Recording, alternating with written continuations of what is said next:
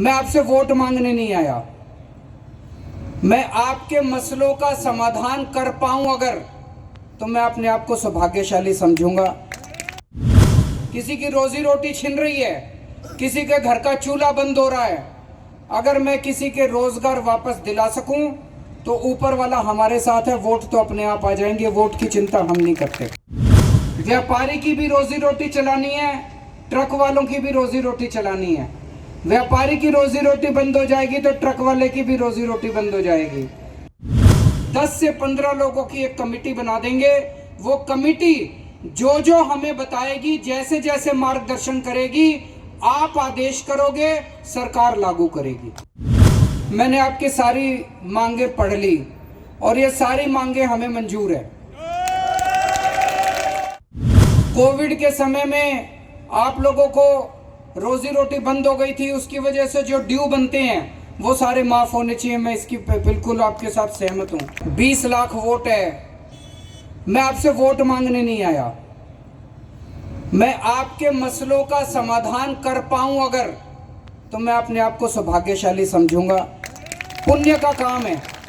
अगर किसी का रोजगार छिन रहा है, किसी की रोजी रोटी छिन रही है, किसी के घर का चूल्हा बंद हो रहा है, अगर मैं किसी के रोजगार वापस दिला सकूं तो ऊपर वाला हमारे साथ है। वोट तो अपने आप आ जाएंगे, वोट की चिंता हम नहीं करते। सरकारों ने ऐसा सिस्टम बना दिया कि व्यापारी और ट्रक ऑपरेटर के बीच में तकरार है।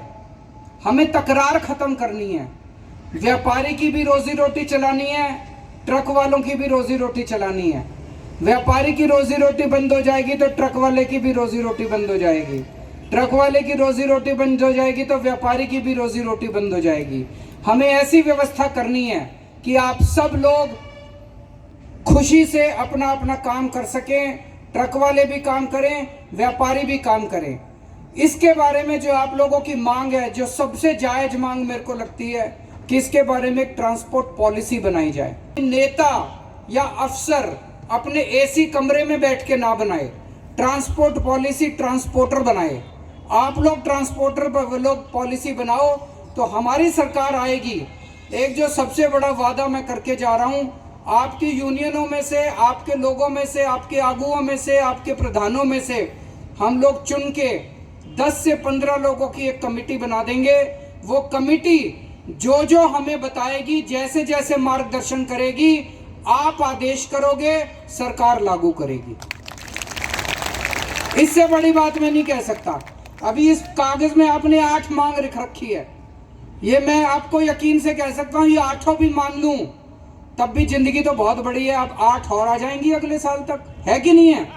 ऐसा तो है नहीं कि 8 के बाद बस स्वर्ग मिल जाएगा, ऐसा तो है नहीं। ये 10 से 15 लोगों की कमीशन बना देंगे।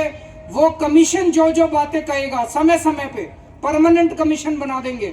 आपकी जब भी जो भी समस्या आएगी, वो समस्या, वो कमीशन जो बोलेगा, वो कमीशन सरकार के ऊपर लागू करना पड़ेगा। सरकार को ये बाध्य होगी सरकार लागू करने के लिए। आपकी सारी मांगे हम मानेंगे। हमें लड़ाई झगड़े किसी भी हालत में नहीं करने। आज सरकारें जानबूझ के इसको उससे लड़ाती हैं, उसको इससे लड़ाती हैं, इसको अपना वोट बैंक बनाती हैं, उसको अपना वोट बैंक बनाती हैं। ये राजनीति हमको नहीं आती। दिल्ली में भी मैंने इस किस्म की राजनीति नहीं करी। और जो भी जीतेगा अच्छी सरकार चलाएगा, ये भी मेरे को पता है। मैंने आपकी सारी मांगे पढ़ ली और ये सारी मांगे हमें मंजूर है। आपने लिखा है ठेकेदारी प्रथा बंद होनी चाहिए। बिल्कुल बंद होनी चाहिए। अगर बीच में कोई ठेकेदार 120% उसको मिलता है और वो सारा पैसा रख के आपको 40-50% देता है, तो ये तो गलत बात है। आपका जायज हक है, बिचौलिए के पास पैसा नहीं जाना चाहिए। आपने लिखा है ओवरलोडिंग बंद होनी चाहिए। बिल्कुल बंद होनी चाहिए। ओवरलोडिंग की वजह से आप लोगों को नुकसान होता है, वो बिल्कुल मंजूर नहीं है। आपने लिखा है किलोमीटर पॉलिसी लागू होनी चाहिए। बिल्कुल लागू होनी चाहिए। किलोमीटर पॉलिसी हम बिल्कुल हक में हैं। कोविड के समय में आप लोगों को रोजी रोटी बंद हो गई थी, उसकी वजह से जो ड्यू बनते हैं वो सारे माफ होने चाहिए। मैं इसकी बिल्कुल आपके साथ सहमत हूँ।